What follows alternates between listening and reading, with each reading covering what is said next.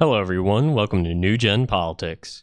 So, a very pivotal moment just happened at the US-Mexico border. According to this article from Fox Business, 10 IEDs were found at the US-Mexico border during a cartel gunfight. U.S. Customs and Border Patrol is warning agents to be on the lookout for explosive devices. A federal law enforcement source shared with Fox Business Network an internal officer safety alert dated December 13th that warned CBP agents to be vigilant after the Mexican military seized 10 improvised explosive devices, also known as IEDs, at the border. The IEDs were found by Mexican authorities after Tucson Border Patrol observed gunshots at the U.S.-Mexico border, and a Tucson Supervisory Board patrol agent arrested an armed person on the U.S. side who had a loaded AK-47 rifle, 2 loaded AK magazines, loose rounds, and a handgun.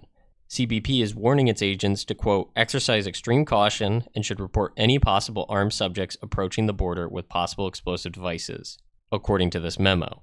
A source tells Fox Business this cartel fight erupted over a gap in the border fence at the ranch that is typically used to smuggle drugs through. Now it's a magnet for the cartel for human smuggling, and the gangs were fighting for control.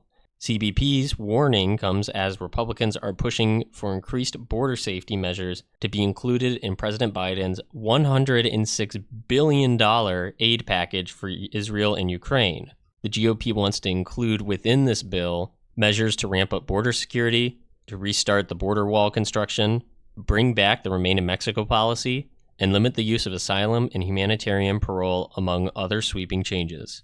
And the Democrats are resisting the implementation of that within this foreign aid bill. So this really goes to show that this is not safe. This is not a safe policy that we have to have an open border. 10 IEDs, 10 explosive devices found, human trafficking, gunfights, gang wars, drugs, all this stuff happening at our border on the Mexico side, but also on the US side. And it's getting more and more out of hand. There's been millions of people that have come in just this last year, and we're expected to believe that none of them are cartel members, that none of them are foreign insurgents, that none of them are terrorists or sleeper cells. It's absurd. It is a ridiculous, ridiculous policy that we've allowed to take place. And when you look at where the U.S. is putting its money, we want $106 billion for Israel and Ukraine. So we want to give money to Ukraine, a war that is basically already lost, a war that Biden says if he doesn't get money for, he might be willing to send our sons and daughters over to die for, because he wants to put active troops on the ground. And then Israel, we want to give money to a first world westernized nation that is losing international support for their indiscriminate attacks on Gaza in order to root out Hamas, which has been incredibly ineffective. And neither of these conflicts that we want to send money for, neither of these countries we want to give money to, have anything to do with the U.S. Really. Not in the grand scheme of things. Not more pressing than finding IEDs on our southern border. And what those were planned to be used for, we don't know yet. And so where should we put our money? What is the safety and the interest of the American people? Well, probably having bombings on our home territory would be a more pressing issue than funding an endless war in Ukraine that is going to be lost anyways, or blindly throwing money at Israel without a clear outline of how this affects the interests of the American citizens. I absolutely think we should get involved when we have hostages, but that is a separate matter from trying to totally eliminate Hamas. Retrieving our American citizens and totally trying to eliminate a foreign terrorist organization are two completely different things, two completely different objectives that are orders of magnitude more challenging from one another. The disparity in what it would take and the actual achievability of those goals is completely different. But we still want to achieve both of them for some reason.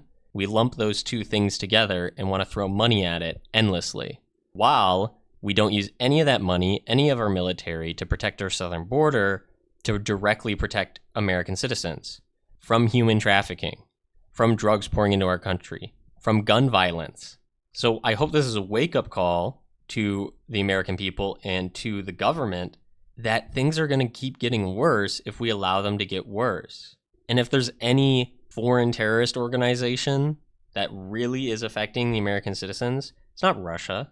It's not even Hamas. Hamas has not attacked America. So really, the main threat to the American people right now is not in these two countries overseas, halfway around the world.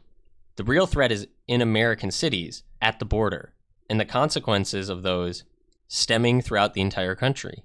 Fentanyl is pouring in through the country at the southern border, but it has reached every state, every major city, and we're not doing anything to stop it. In fact, we're passively encouraging its behavior by allowing it to continue unimpeded. The catch and release policy, where we catch and release people back into America, is allowing basically anybody to get in unvetted. And it's only a matter of time before something extreme happens. Luckily, the Mexican military found these IEDs before they were used for anything, but who knows how many more are out there? Who knows what they'll be used for? This is a threat that can no longer go undetected. It can no longer be ignored, and we have to do something about it today. Now, what that something is a different discussion, but let me know what your thoughts are down in the comments below. And as always, don't forget to like, share, and subscribe.